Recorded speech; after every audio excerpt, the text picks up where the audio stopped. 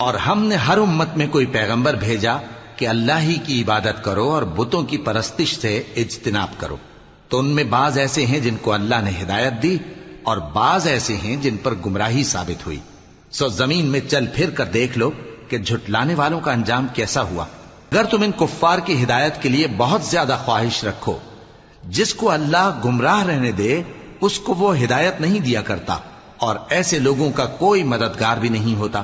اور یہ اللہ کی سخت سخت قسمیں کھاتے ہیں کہ جو مر جاتا ہے اللہ اسے زندہ کر کے نہیں اٹھائے گا۔ کیوں نہیں؟